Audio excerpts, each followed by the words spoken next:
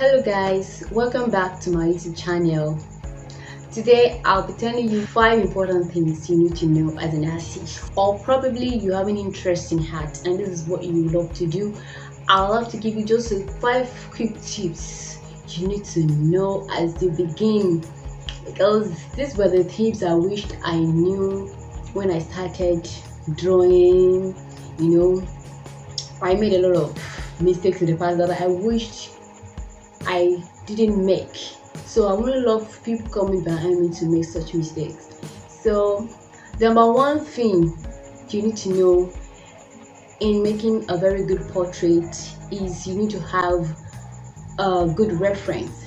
Reference in the sense that you need a good reference picture. A picture that is very clear, very precise, not blurry. But just in case you have a very blurry picture as a commissioned work, there are ways to enhance such pictures. I'll be showing you guys in one of my videos. So you need a clear picture for your reference. It's different from drawing from imagination. When you're having commissioned work to do, you need a good reference. And when you're following that reference, you need to follow every details on the reference. But in such case where your reference is not that clear, it's very blurry, how do you want to achieve the result that you are aiming at? That is the exact reference. Your reference must be very clear. You're working with a reference. It must be a very good one. You must not take just anyhow picture. One of the mistakes I made after was taking pictures, story pictures, and working with them, just hoping that I was going to come out with something. Actually, I came out with something, but it was not up to my expectation. So first thing you need to get is get a very good reference. If you're not working with commission piece, start with going online to get for a good reference. There are a lot of reference online that you can download. Just in case your reference is blurry, there are ways to enhance such pictures for your good result. So the second one quick is scaling. So there is a scale. A lot of people will say, okay, I have a picture, a very tiny one on my phone, I don't know how to enlarge. Okay, how am I going to transfer it on this piece of paper? There are ways you can do it. Yes, scaling. We have grid method. The one grid method is the one you can use it on your phone. We have a lot. You can grid on your phone. We have a lot of apps that just grading for us. So if you have a picture on your phone and you like to grid it, we have apps like grid drawings and some others like that I make use of personally. But sometimes when I don't feel like looking at my phone for too long, because looking at one's phone for too long affects eyes, on the sight, the way you see. So I print out my picture like normal printing, DI print. Then I do the scaling, the grading myself. I grid it with my biro. Preferably I use black biro for my grading and my ruler. I scale it and then I transfer it to my paper. There are several ways you can do it. So in case you don't want to use grid method, we have carbon paper for transferring of picture of drawing. That is not copy.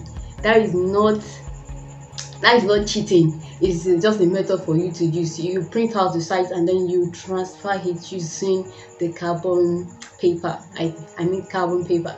So this is how you scale. It's not difficult to scale. For starting with, I advise you to always scale it with your biro.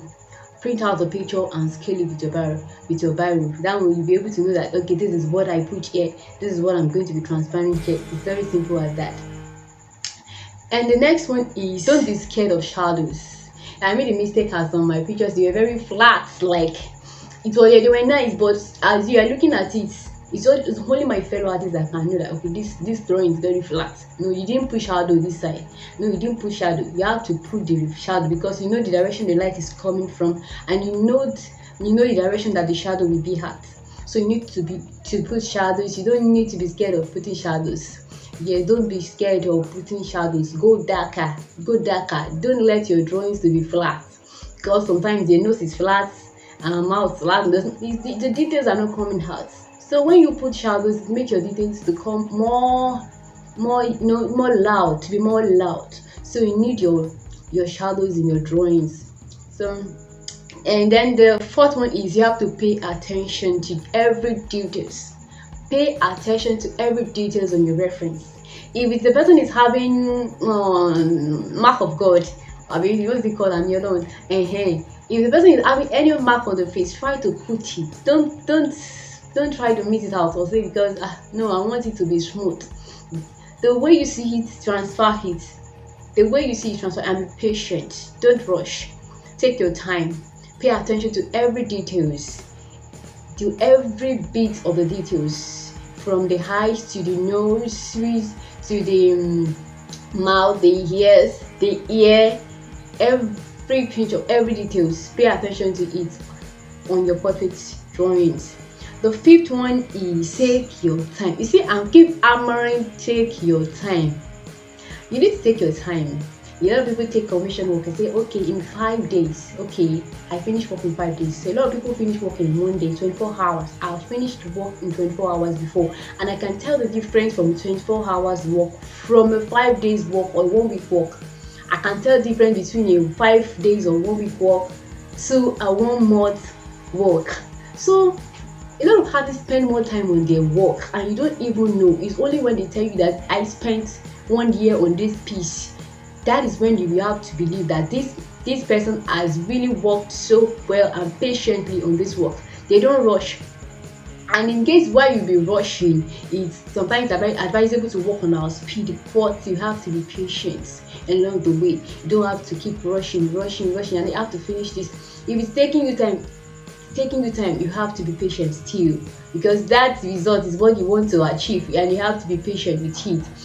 So sometimes in drawing one eye, you need to be patient. It can take hours for you to get the details in one eye if you're on a good reference. So when the reference is not clear, you can't get details very well, and you cannot even spend hours because you are done. You can no longer see any details again. So using a good reference, you have to be patient to get every bit of the details. That's how it works like that. I'll keep hammering, be patient. Somebody has asked me before, okay, Kenny, how do you do this stuff? What's the time? I say I don't have a stipulated time. I work based on the reference. If a reference is different from another reference. One reference A is different from reference P. Sure, you understand? If you're working with reference A, your reference A might not have more detail than reference B. So you cannot tell, okay, in this work I'll be spending full hours. The 2 hours I spend on this work, I cannot spend it on this work. So I have to be patient with every of my work, and time diverse. It varies. It's not the same hours I'm using on one piece, I'm using on the other one. So we have a lot of details in references. You have to work with your own time and be patient. Don't rush. Don't say because this person needs this work. Just be patient with your work, and you are going to have a masterpiece. And that is the last but not the least. Take your time. Thank you for following me through, and if you're yet to subscribe to my YouTube channel, please kindly click on the subscribe button, and if you like this video, give this video a thumbs up by clicking on the like button. Also, for returning subscribers, I love you guys. Thank you for always coming back for me, and see you guys in my next video. Bye.